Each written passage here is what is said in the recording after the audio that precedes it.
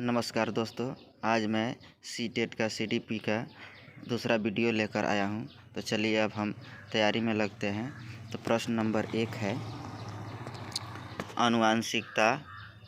आनुवांशिक गुणों का स्थानांतरण एक पीढ़ी से दूसरे पीढ़ी में होता है। पहला है सिर्फ माता से, दूसरा है सिर्फ पिता से, तीसरा है माता एवं पिता दोनों से, चौथा है माता पिता एवं उनके पूर्वजों से। तो इस प्रश्न का उत्तर हो जाएगा हमारा ऑप्शन 4, माता पिता और उनके पूर्वजों से।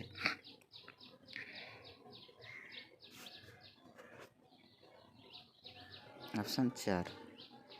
दूसरा प्रश्न है, शारीरिक एवं मानसिक विशेषताओं का माता पिता से संतानों में हस्तांतरण आनुवंशिकता कहलाता है। आनुवंशिकता के संदर्भ में निम्न कथन किस विचारक का है? पहला है H.A. पैटरसन, अब्राहम मास्लो, दूसरा है जेम्स ड्रेवर, तीसरा है वुडवर्थ। तो इसका आंसर हो जाएगा ऑप्शन नंबर 3। तीसरा प्रश्न है, निम्नलिखित में से कौन सा मुख्य रूप से आनुवंशिकता संबंधी कारक है? आँखों का रंग, ऑप्शन ए है। 2, सामाजिक गतिविधियों में भागीदारिता। 3, समकक्ष व्यक्तियों के समूह के प्रति अभिवृत्ति। 4, चिंतन पैटर्न। इस प्रश्न का उत्तर हो जाएगा आँखों का रंग, ऑप्शन ए।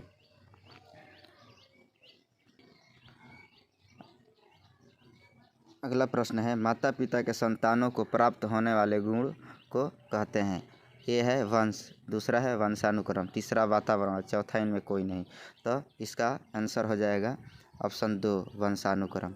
पांचवा प्रश्न है, निम्नलिखित में से कौन सा किसी बच्चे पर आनुवंशिकता का प्रभाव है? तो ए है विशिष्ट शारीरिक लक्षण, बी है विशिष्ट बुद्धि, 3 विशिष्ट चरित्र। तो इसमें ऑप्शन है केवल ए, केवल बी, तीसरा ए और बी, 4 नंबर ए सभी। तो इस प्रश्न का उत्तर हो जाएगा 4 नंबर ए सभी। अगला प्रश्न है, आनुवंशिकता तथा वातावरण परस्पर है? ए निर्भर, बी पूरक, सी सहयोगी। तो ऑप्शन ए केवल ए, ऑप्शन बी केवल 2, ऑप्शन सी केवल सी और ये 4 ए सभी। तो 4 नंबर है, ऑप्शन 4 है ये सभी। अगला प्रश्न है, निम्नलिखित में से किस प्रकार के विकास पर आनुवंशिकता एवं वातावरण का प्रभाव पड़ता है? तो ए है सामाजिक विकास, बी संवेगात्मक विकास, सी मानसिक विकास, डी शारीरिक विकास। तो ऑप्शन 1 केवल डी, ऑप्शन 2 ए और B, option 3 A B C और ऑप्शन 4 ये सभी। तो इस प्रश्न का उत्तर हो जाएगा ऑप्शन 4 ये सभी। अगला प्रश्न है, किसी बालक का शारीरिक लक्षण प्रभावित होता है? पहला है केवल पिता के DNA से, 2 केवल माता के DNA से, सी माता एवं पिता दोनों के DNA से, न तो माता और न पिता के DNA से। तो ऑप्शन 3 जो हो जाएगा इस प्रश्न का उत्तर हो जाएगा। अगला प्रश्न है, बालक के संपूर्ण व्यवहार की सृष्टि खाली स्थान और खाली स्थान के अंतःक्रिया द्वारा होती है? पहला माता पिता के व्यवहार से, दूसरा उसके मित्रों भाई बहनों के व्यवहार से, तीसरा उसके शिक्षकों अभिभावकों के व्यवहार से, चौथा आनुवंशिकता वातावरण से। तो इस प्रश्न का उत्तर हो जाएगा ऑप्शन 4 आनुवंशिकता वातावरण से। 10वां प्रश्न है, बालक को जो मूल प्रवृत्तियाँ खाली स्थान से प्राप्त होती है उनका विकास खाली स्थान में होता है? तो 1 वातावरण वंशानुक्रम, 2 वंशानुक्रम वातावरण, 3 परिवार विद्यालय, 4 समाज परिवार। तो ऑप्शन 2 इस प्रश्न का उत्तर हो जाएगा। अगला प्रश्न है, बालक के सम्यक विकास के लिए निम्नलिखित में से किनका संयोग सर्वाधिक अनिवार्य है? ऑप्शन 1 उसके विद्यालय एवं परिवार, 2 उसके वंशानुक्रम और वातावरण, 3 उसके परिवार एवं समाज, 4 उसके समाज एवं राष्ट्र। तो ऑप्शन जो है 2 उत्तर हो जाएगा उसके वंशानुक्रम और वातावरण। अगला प्रश्न है, वातावरण वह बाहरी शक्ति है जो हमें प्रभावित करती है? किसने कहा था? वुडवर्थ ने, रॉस ने, एनास्टसी ने, उपरोक्त में से कोई नहीं। तो इस प्रश्न का उत्तर हो जाएगा ऑप्शन 2 रॉस ने। अगला प्रश्न है कि बच्चे उसी वातावरण में सीख सकते हैं जहां उनके अनुभवों एवं भावनाओं को उचित स्थान मिले? उन्हें खेलने का मौका मिले, उन्हें मित्र बनाने का मौका मिले, कड़ा अनुशासन हो। तो इस प्रश्न का उत्तर हो जाएगा ऑप्शन 1, उनके अनुभव एवं भावनाओं को उचित स्थान मिले। अगला प्रश्न है, आप दिल्ली के किसी केंद्रीय विद्यालय में शिक्षक हैं। आपकी कक्षा का एक छात्र अफजल हिमाचल प्रदेश का रहने वाला है तथा एक अन्य छात्र सुदीप केरल का मूल निवासी है। आप दोनों के रंग, रूप, स्वभाव आदि में काफ़ी भिन्नताएं देखते हैं। इसका प्रमुख कारण क्या होता है? तो इस प्रश्न का उत्तर हो जाएगा वातावरणीय प्रभाव। अगला प्रश्न है, बच्चे की आनुवंशिकता द्वारा निर्धारित सीमाओं के भीतर सर्वोत्तम संभावित विकास के लिए एक शिक्षक को क्या करना चाहिए? तो उसे बालक के परिवेश में सुधार करना चाहिए, उसे बालक को अधिक से अधिक पुस्तक पढ़ने की सलाह देनी चाहिए, उसे खेल कूद में अधिक से अधिक भाग लेने की सलाह देनी चाहिए, उसे विकास के लिए प्रेरित करना चाहिए। इस प्रश्न का उत्तर हो जाएगा ऑप्शन 1, उसे बालक के परिवेश में सुधार करना चाहिए। ठीक है। अगला प्रश्न है, बच्चे के विकास में उनके परिवेश का जो प्रभाव उस पर पड़ता है उसे हम खाली स्थान कहते हैं। तो इसको हम पालन पोषण कहते हैं।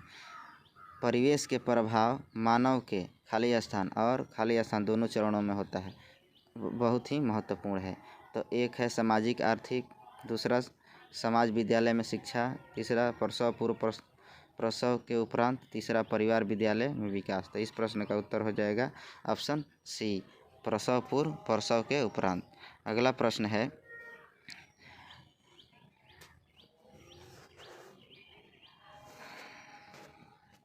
प्रत्येक छात्र स्वयं में विभिन्न है, इस तथ्य का प्रमुख कारण क्या है? तो भौतिक वातावरण, सामाजिक वातावरण, वंशानुक्रम। तो इस प्रश्न का उत्तर हो जाएगा ऑप्शन 4, ये सभी। ये भी हो जाएगा, बी और सी सब हो जाएगा। अगला प्रश्न है, आपकी कक्षा का एक छात्र कक्षा में रोज अनुशासनहीनता करता है। आप इस समस्या के समाधान हेतु निम्न में से क्या उपाय अपनाएंगे? ऑप्शन ए, उसके वंशानुक्रम तथा वातावरण का पता लगाकर उसका सही दिशा में मार्गदर्शन करेंगे। 2 है, छात्र को रोज़ पीटेंगे जब तक कि वह कक्षा में अनुशासनहीनता करना नहीं छोड़ देता है। 3, स्कूल से उसका नाम काटने के लिए प्रधानाचार्य से कहेंगे।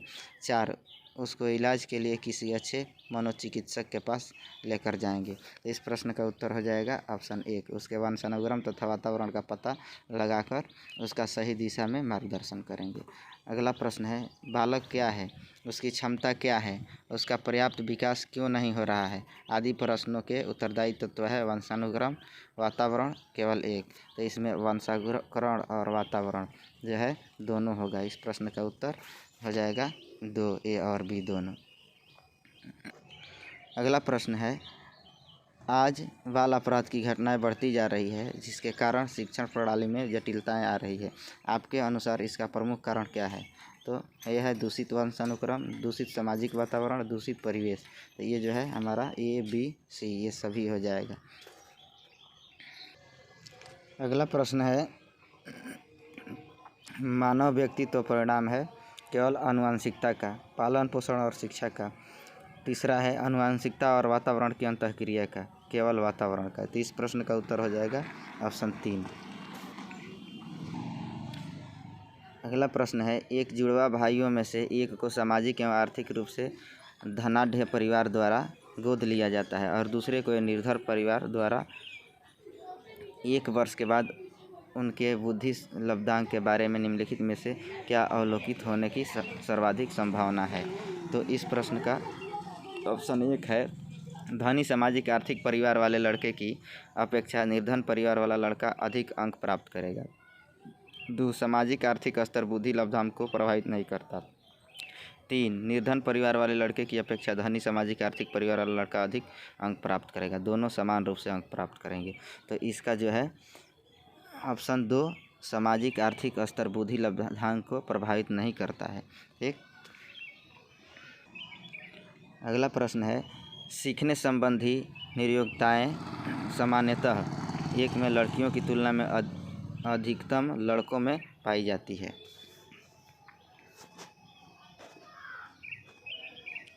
ऑप्शन 2 है अधिकतम उन बच्चों में पाई जाती है जो शहरी क्षेत्रों की अपेक्षा ग्रामीण क्षेत्रों से संबंध रखते हैं। तीसरा, उन बच्चों में पाई जाती है विशेषता जिनके पैतृक अभिभावक इस प्रकार की समस्याओं से ग्रसित होते हैं। और 4 है, औसत से श्रेष्ठ बुद्धि लब्धि वाले बच्चों में पाई जाती है। तो ऑप्शन 3 हो जाएगा इस प्रश्न का उत्तर।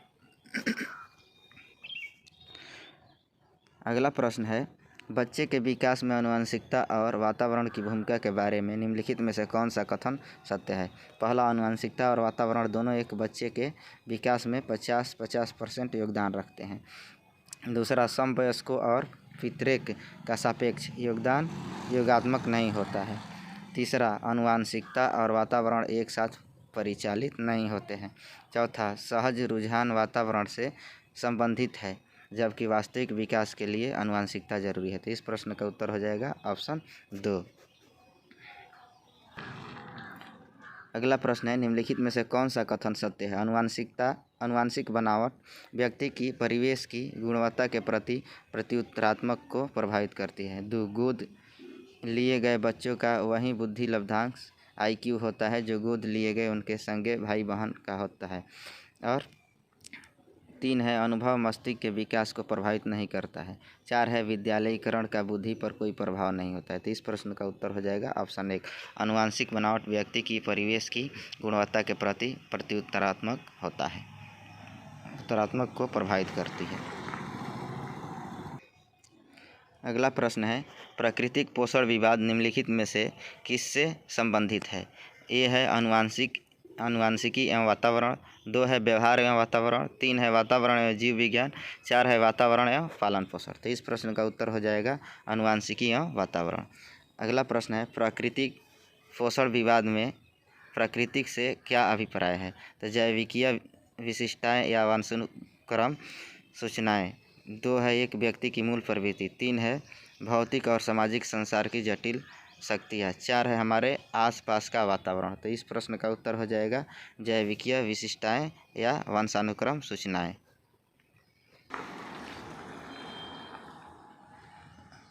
अगला प्रश्न है, एक 6 वर्ष की लड़की खेल कूद में असाधारण योग्यता प्रदर्शित करती है। उसके माता पिता दोनों ही खिलाड़ी हैं। उसे नित्य प्रशिक्षण प्राप्त करने भेजते हैं और सप्ताहांत में उसे प्रशिक्षण देते हैं। बहुत संभव है कि उसकी क्षमताएं निम्नलिखित दोनों के बीच परस्पर प्रतिक्रिया का परिणाम होगी। तो ऑप्शन 1, वृद्धि और विकास। 2, स्वास्थ्य और प्रशिक्षण। 3, अनुशासन और पौष्टिकता। 4, आनुवंशिकता और पर्यावरण। तो ऑप्शन हो जाएगा 4, आनुवंशिकता और पर्यावरण। तो चलिए दोस्तों, ये हमारा इस वीडियो का अंतिम प्रश्न था।